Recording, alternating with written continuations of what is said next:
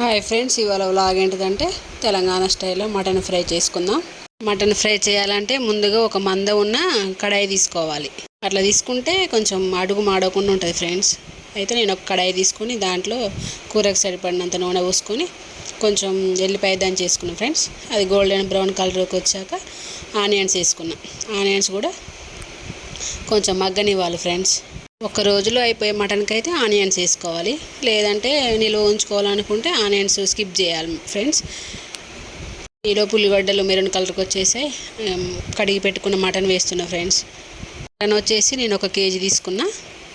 దాన్ని క్లీన్గా కట్ చేసుకొని కళాయిలో వేసుకోవాలి. వేసుకున్నాక చూసారా ఫ్రెండ్స్, దాంట్లో నల్లి బొక్కను లివర్ వచ్చింది. ఆ 2 అంటే నాకు చాలా ఫేవరెట్ ఫ్రెండ్స్. తర్వాత మటన్ వేసుకున్నాక కొంచెం సాల్ట్ వేసుకొని ఒకసారి కలబెట్టుకోవాలి. బాగా పైకి కిందికి అయ్యేటట్టు కలబెట్టుకొని కాసేపు మూత పెట్టుకుంటే దాంట్లో ఉన్న వాటర్ మొత్తం బయటకు వచ్చేస్తుంది. నేనైతే మూత పెట్టి ఒక 5 మినిట్స్ మీడియం ఫ్లేమ్లో ఉంచాను ఫ్రెండ్స్. మీడియం ఫ్లేమ్లో ఉంచామని అసలు కలపకుండా ఉండకూడదు. అప్పుడప్పుడు మధ్యలో ఒక్కొక్కసారి కలుపుతూ ఉండాలి. చూసారా ఫ్రెండ్స్, మూత పెట్టి తీసేలోపు వాటర్ ఎలా వచ్చాయో ఆ వాటర్ మొత్తం ఇంకేవరకు ఉడికించుకోవాలి. ఇదైతే ఫ్రెండ్స్ మా ఆయన వాళ్ళు మటన్ తీసుకొని కోసారు కాబట్టి ఫ్రెష్ మటన్ ఫ్రెండ్స్. స్మెల్ ఎంత బాగా వస్తుందో. ఈ కడాయి చూసారా ఫ్రెండ్స్, ఇది మా అక్క పెళ్ళిలో నాకు అప్పలు చేసుకోవడానికి పెట్టింది. నేనేం చేశానంటే దాంట్లో ఎలాగో అప్పలు చేసేది లేదని ఇలా కొంచెం ఎక్కువ మటనో చికెనో ఏదైనా ఫ్రై చేయాలంటే దీన్ని యూజ్ చేస్తున్నా ఫ్రెండ్స్. ఈలోపు మటను మంచిగా వాటర్ మొత్తం పీల్చుకొని ఓన్లీ నూనె పైకి తేలింది చూడండి ఫ్రెండ్స్. ఇప్పుడు ఒకసారి కలబెట్టుకొని దీనికి సరిపడినంత పసుపు అయితే నేను కొట్టించుకున్నా ఫ్రెండ్స్. షాప్లలో తీసుకొచ్చింది కాదు, అందుకే చాలా ఎల్లో కలర్లో ఉంది.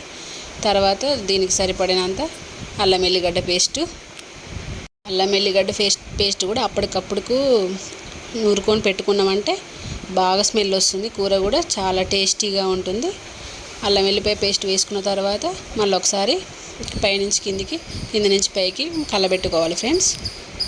కలబెట్టుకొని కాసేపు దానిపైన కూడా మూత పెట్టుకొని మంచిగా మగ్గించుకోవాలి. అల్లం వెల్లిపాయ పేస్ట్ పచ్చి వాసన అంతా పోయేంత వరకు.